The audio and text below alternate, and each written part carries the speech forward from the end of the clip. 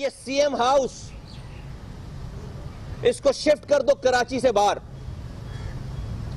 اس کے بعد فرما رہے ہیں کہ سندھ سیکرٹیریٹ پہ تالا لگاؤ جا کے.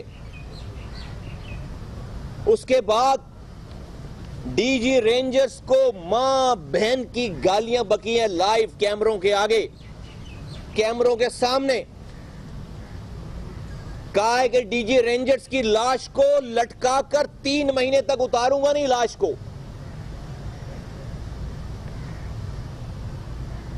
اس کے بعد یہ فرمایا ہے لعنت بھیجیے ڈی جی رینجرز کے اوپر الطاف حسین صاحب نے کوٹ ان کوٹ. پھر یہ فرما رہے ہیں کہ اگر جنرل راحیل شریف جو کہ chief of the army staff ہیں, اگر انہوں نے ڈی جی رینجرز جنرل بلال اکبر کو نہیں لٹکایا تو وہ جنرل راحیل شریف کو بھی لٹکائیں گے اور ان کے اوپر بھی لعنت بھیجی ہے انہوں نے. یہ انڈیا کے کسی لیڈر کا بیان نہیں ہے, نریندر مودی کا بیان نہیں ہے, یہ الطاف حسین کا بیان ہے. الطاف حسین کی ویڈیو ہے, آڈیو ہے بھائی. پھر اس کے بعد آج تو انتہا یہ کر دی ان کیمروں کے سامنے, ان لوگوں کے سامنے, کہ اپنی زبان سے پاکستان مرد آباد کا نعرہ لگایا ہے اور لگوایا ہے وہاں پہ. اب اس کے بعد کیا رہ جاتا ہے؟ اب اس کے بعد کیا باقی رہ جاتا ہے؟ اب اس کے بعد کیا باقی رہ جاتا ہے؟ 5 مہینوں سے چیخ رہے ہیں ہم کہ ہماری کوئی پرسنل لڑائی نہیں ہے, ہمارا کوئی شادی ہال نہیں قبضہ ہو گیا یہاں پہ جس کو چھڑانے آئے ہم. میری کوئی زمین قبضہ نہیں ہو گئی, ان لوگوں کی کوئی زمین قبضہ نہیں ہو گئی ہے.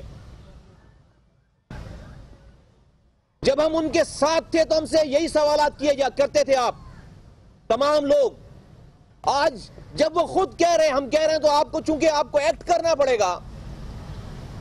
اگر آپ مانیں گے بات تو ہم سے کہتے ہیں ثبوت لا کے دو. ثبوت جبکہ آپ کے اپنے پاس ہیں, ان کے اپنی کانفیشنل اسٹیٹمنٹس ہیں.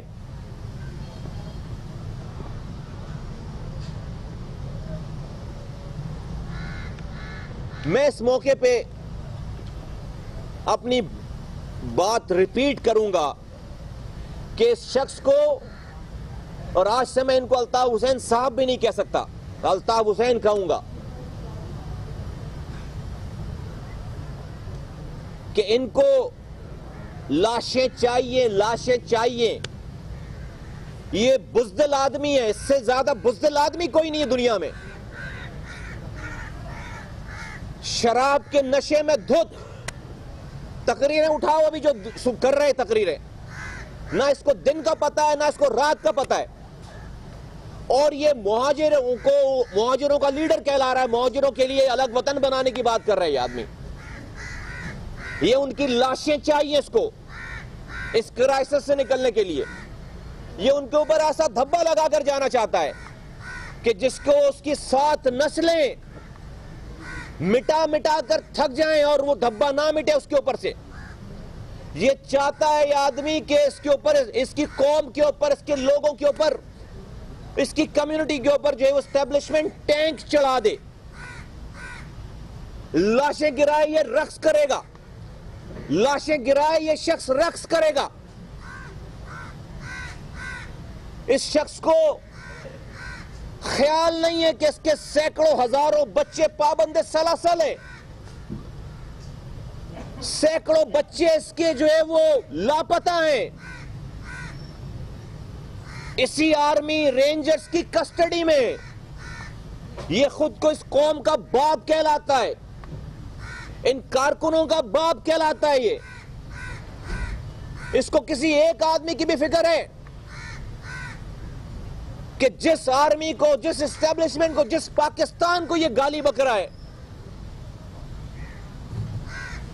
وہیں اس پاکستان میں اس کے ہزاروں لوگ پابند سلاسل ہیں, غائب ہیں, مسنگ ہیں, آرمی رینجرز کی کسٹڈی میں, پولیس کی کسٹڈی میں. یہ چاہتا ہے یہ انسان کہ ان سارے لوگوں کو مار دیا جائے. یہ چاہتا ہے یہ شخص ان سارے لوگوں کی لاشیں ملیں. اور زیادہ سے زیادہ لوگ گرفتار ہوں اور زیادہ سے زیادہ مایوسی پھیلے، تباہی پھیلے،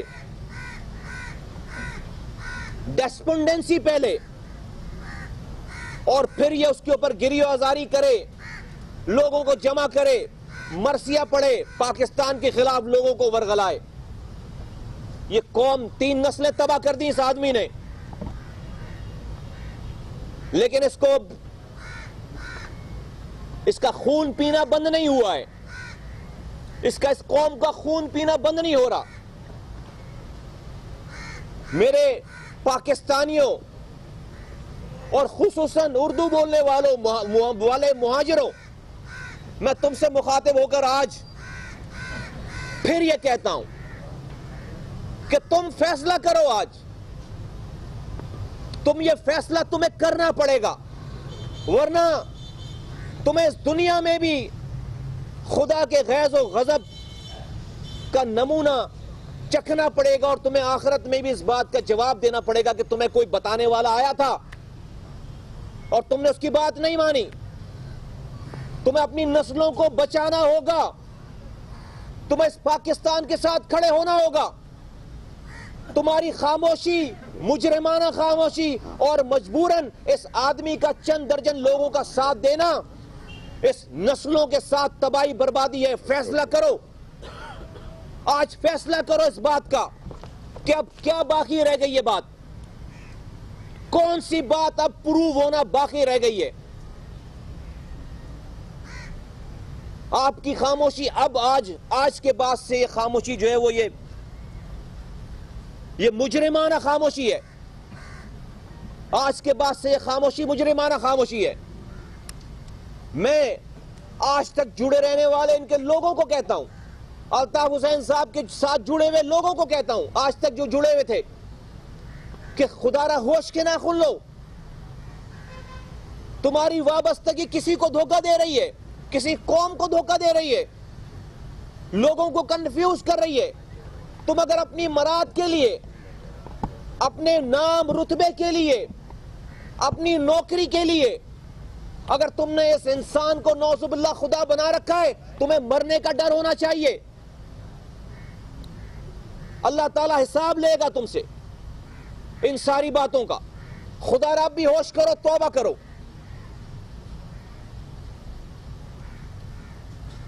رسوائی اس شخص کا جن کا نام الطاف حسین ہے مقدر ہے، رسوائی مقدر ہے. میں نے پہلے دن یہ بات کہی تھی، ایسا اللہ تعالیٰ ایسے لوگوں کو نہیں اٹھاتا.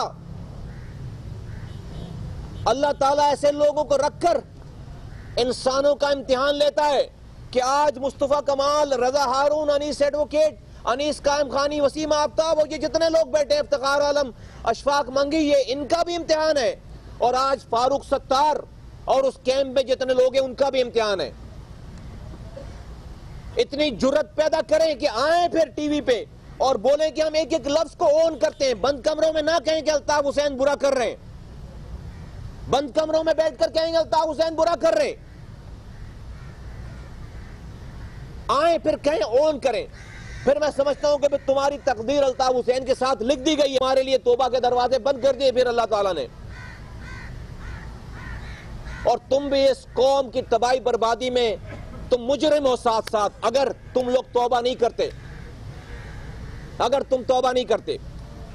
الطاف حسین صاحب کا نہ بھائی ہے، بھتیجا ہے، نہ بیوی ہے، نہ بچے ہیں، نہ کوئی رشتہ دار ہے. یہاں پر بہادر بن رہے ہیں، وہاں سے بیٹھ کر گالیاں بک رہے ہیں، بہادر بن رہے ہیں. اپنے 2 رشتہ داروں کو بھیجیں یہاں پر، پھر گالی بکیں رینجرز کو، پھر پاکستان کو گالی بکیں، پھر ججز کو گالی بکیں، پھر آرمی چیف کو گالی بکیں، پھر میڈیا پہ حملے کروائیں.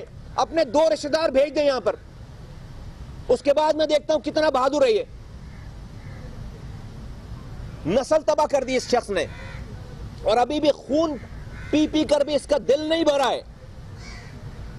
تو میں پاکستان کی حکومت کو، پاکستان کی اسٹیبلشمنٹ کو، پاکستان کی جوڈیشری کو یہ کہنا چاہتا ہوں کہ خدا کے واسطے اردو بولنے والوں کو، مہاجروں کو اور اس شخص کو الگ الگ کرو.